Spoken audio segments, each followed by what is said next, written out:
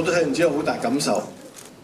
我個工作範圍咧就同電影冇關嘅裏邊嘅古仔，因為我毒品調查科咧就係最主要係偵緝毒品嘅源頭啊。咁所以我哋見咧就好少見細包嗰啲啊，我哋通常見嗰啲咧就1公斤1袋嗰啲嘅，接觸嗰啲 case 咧係同呢啲就好遠距離咁嘅。我而家睇翻出戲先知道原來去到下邊嗰個社會嘅層面咧係咁大影響嘅。咁所以啊，多得阿張導演用佢嘅藝術嘅角度喺一個社會嘅層面去反映咗K 仔呢個毒品喺對個社會嘅影響。原來我哋做緊工作咁有意義，我而家先至知。呢個禁毒嘅工作咧，就係我諗，除咗由林則徐開始清朝到而家，我哋都未做到。唔係講笑啊！清朝百幾年前，我同阿周明個祖先未出世，我哋開始禁毒㗎啦。禁到今時今日，我哋都仲有一碌。咁點解咧？真係太多 fans 啊！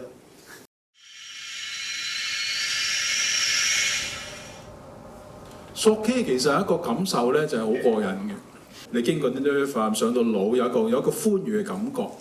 佢講咧嗰個歡愉感覺同大家第一次拍拖或者你嘴你嘅男友、你嘴嘅女友咧係相約㗎。我醫生講嘅嚇 ，OK。咁所以我哋明白到咧就係後生仔索 K 係有佢嘅原因喺度，當然我唔係話我贊成佢原因。即係我想話阿 Jo 講嘅嘢係好似好 positive， 但係唔係一定就係個品質好緊要。嗱，我親歷同啲製毒嘅人傾過偈，亦都知道佢點製毒。譬如啲丸仔，佢哋個 QC 咧係點樣嘅咧？講出嚟嚇親你。佢喺大陸整嗰啲丸仔，鳳頭丸，佢做咗出嚟之後，只要俾啲狗食過，啲狗冇事咧，佢拎出嚟賣。唔係講笑啊！呢個佢哋嘅 QC 嚟嘅，啲狗食過唔死你哋就食㗎啦。咁所以話你哋毒品除咗話本身嗰個毒品藥害之外，佢個製造過程、衞生啊各方面，大家冇保證。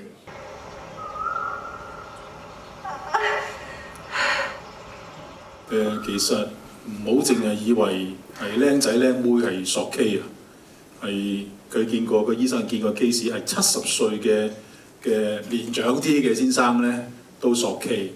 咁亦都聽到有嗰啲佬同醫生講咧就話，喂，佢有次去請嘢，咁嗰個賣白粉嘅送 K 仔俾佢喎。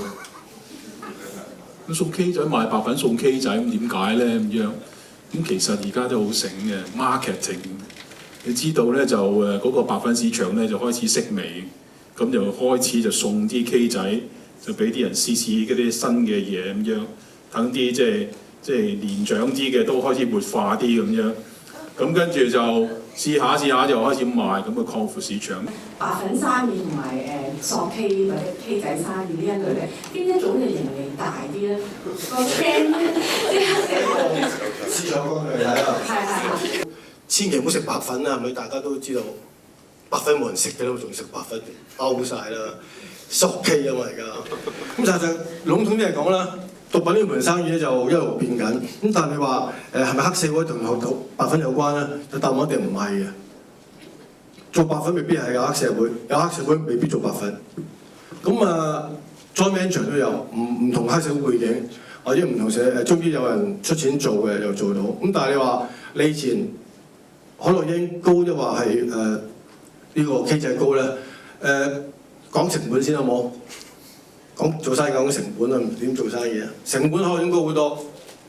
你一個1 K 我哋要10幾萬 ，K 仔1 K 2萬至3萬批發價。咁一個批發價要10幾萬，一批發價3萬，你做咩生意啊？咁另外一樣嘢就係嗰個好啦，個利錢就講嗰個倍數。咁如果通常我哋喺由wholesale 到去 retail 嗰度咧，係K 仔係賺得多啲嘅。即係我哋計嗰條數，但係嗰個 percentage 最主要同埋攞 K 仔嘅來源咧係2個可樂英嘅。你大家知道，你睇門徒㗎啦，吳彥祖同劉德華要騎大笨象先去到泰國。喂 K 仔唔使喎 ，K 仔你搭10零蚊火車過咗關羅湖，或者搭黃巴去到深圳福田，已經有人俾1 K 你咯喎。咁係咪嗰個來源啊同埋成本低好多啊？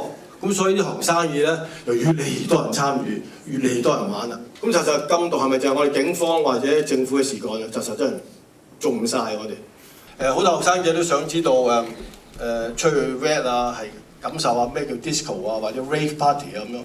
咁當時我帶個細蚊仔走去所謂嗰啲 disco 睇過之後咧，佢以後都唔敢去。咁點解咧？咁啊入到原來真係兩個世界。咁入到去咧，我哋見到就係好黑啦。咁我再同佢去廁所睇睇啦。當你見到一啲著得好靚、好 sexy 嘅女仔啊，踎晒喺度同啲男仔一齊分享嗰啲 K 仔嘅時候咧，咁你見到真係唔係好開胃。咁啲廁所非常之污糟，有屎有尿都，你知啲地方 disco 都唔會清潔㗎啦，係咪先？咁啊臭氣熏天不特止，佢哋都居然喺廁所踎喺度，大家一齊買一包我嚟索啊！你作為父母嘅，其實你開明啲。如果你啲細蚊仔好奇話想去啲地方感受下，不妨你可以帶佢去啦。不過而家俾我哋冚晒都冇得去嚟㗎。